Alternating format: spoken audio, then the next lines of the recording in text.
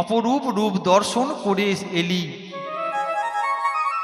সেই রূপের কথা আমাদের কিছু বল। রাধারানী বলে, সখী রে, সখী রে, তুই বলছিস রূপের কথা বলতে? দেখ সখী, রূপ দেখেছে একজন, আর রূপ বর্ণন করবে আর একজন, বলা কি ঠিক হবে? আমি আপনাদের এখানে কোচবিহার এসেছি, দিনহাটা, এই যে খড়খড়িয়া গ্রাম। তা আমার মনে করুন বন্ধু যে আসেনি, সে কি এখানকার পরিবেশের কথা বলতে পারবে? কালকে ট্রেনে নেমেছি তখন হয়তো 12টার পর থেকে এখানে যেভাবে বাবাদের পরিষেবা পেয়েছি, নামা মাত্রই ওখানে গিয়েছে আমাদের আনতে। এই পরিষেবা সব জায়গায় পাওয়া যায় না। আসার পর থেকে প্রসাদের ব্যবস্থা, থাকার জায়গা, যেখানে আমরা রয়েছি সেখানেও খুব সুন্দর ব্যবস্থা রয়েছে। তো এই যে আমরা দেখছি, আপনাদের সঙ্গে মিশছি, এটা তো অন্য কেউ বর্ণনা করতে পারবে না, আমরাই পারবো। তাই দেখ সখী রে, রূপ দেখেছে একজন, বলবে আর একজন, তা কি হয়? তা হয় না। রূপ কে দেখেছে? রূপ দেখেছে আমার নয়ন। নয়নের তো বলার শক্তি নাই, শক্তি নাই। আর বলবে আমার বদন। বদনের তো দেখার শক্তি নাই। তাহলে কেমন করে রূপের কথা বলা হবে রে সখী? রূপ দেখেছে আমার নয়ন, বলবে আমার বদন, বলা কিন্তু ঠিক হবে না। তাও তুই যখন এসেছিস, তোরা সকলে এসেছিস রূপের কথা শুনতে, তখন আমি নয়নের পক্ষ সমর্থন করি, তোদের কাছে বললি তোরা শোন। আমি কি দেখলাম জানিস? আমি কেমন দেখলাম জানিস? ও মুখ মণ্ডল জিতি, মুখ মণ্ডল জিতে। আমি কি দেখলাম জানিস? ও মুখ মণ্ডল জিতি শারদ সুধা করো। মুখ মণ্ডল জিতি শারদ সুধা কর। ও মুখ মণ্ডল জিতি শারদ সুধা করো। এ থাম থাম থাম, কি বলিস? তোর তো প্রথম বর্ণনায় ভুল। কি ভুল ভালো বলিস? ঠিকভাবে বলবি তো, রূপের কথা বলছিস। কি বলিস না? ও মুখ মণ্ডল জিতি, তুই তো রূপ দেখে এসেছিস। তুই যদি রূপটাকে তোর সামনে দর্শন করতিস তাহলে বলতিস ও মুখ, কিন্তু ও মুখ তুই কোথায় বলবি? ও মুখ তো এখানে নেই।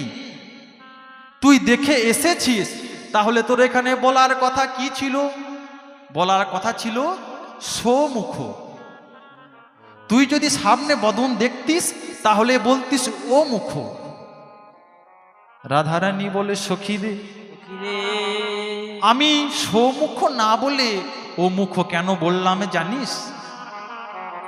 আমার সামনে নেই ঠিকই, কিন্তু আমি যে আমার নয়নের মধ্যে সেই রূপখানি আমি ধরে রেখেছি, তাই বললাম ও মুখ মণ্ডল জিতি শারদ সুধা করো। মুখ মণ্ডল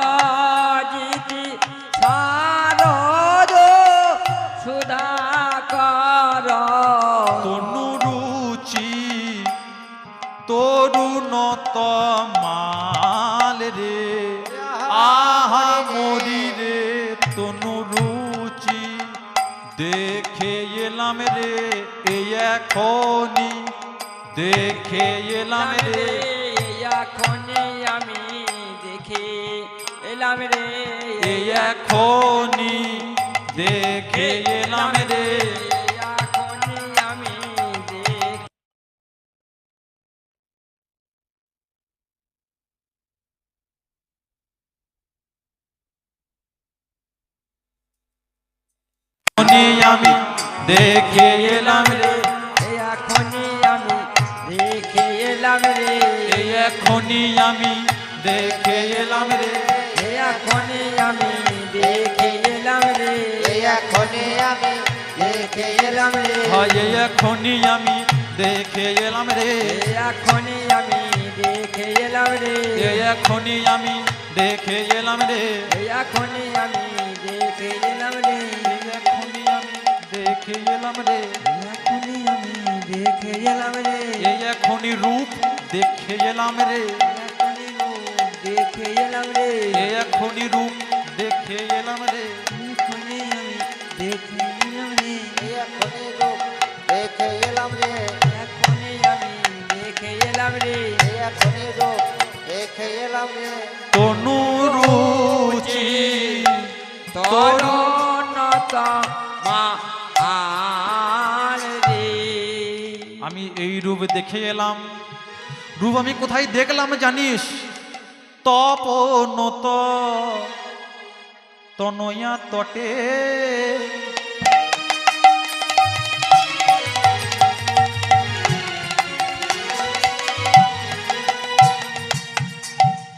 নিপতরু নিকটে, তপনতা নয়া তটে,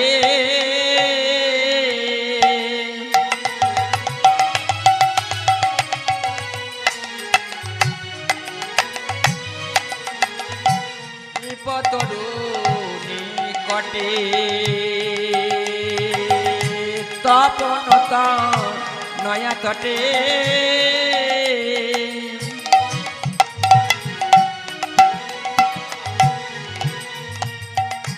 নিপতরু নিকটে, হিলন হিলন নাগর রাজ, হিলাল হিলাল নট বররাজ, হিলাল নট বররাজ, সে যে হেলান দিয়ে দাঁড়াইয়ে আছে, হেলান দিয়ে দাঁড়াইয়া আছে, হেলান দিয়ে দাঁড়াইয়ে আছে, কদম্ব ডালে হেল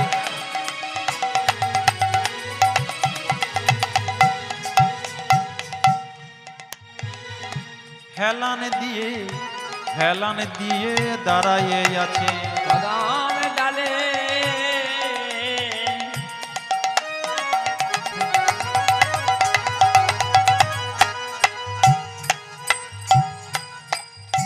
হেলান দিয়ে কদম ডালে দাঁড়াইয়ে আছে, ওগো নিপ তরু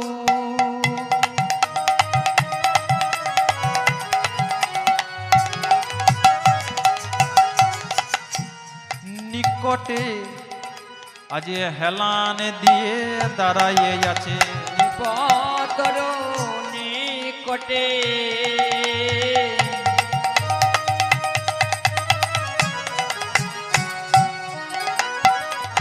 হেলান দিয়ে দাঁড়াইয়ে আছে, আজ প্রাণ গোবিন্দ কোথায় আছে? তপন তনয়া তটে। কোথায় আছে? তপন মানে কি গো? তপন কার নাম? তপন মানে কি গো? তপন মানে তপন, তপন মানে সূর্য। তপন তনয়া,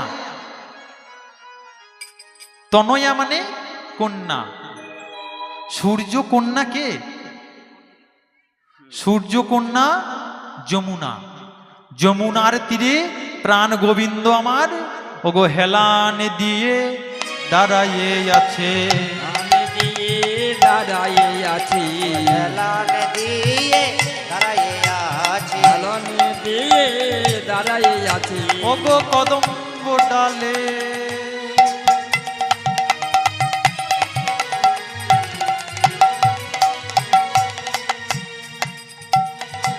হেলান দিয়ে আহা ললিত ত্রিভঙ্গ হয়ে কদম ডালে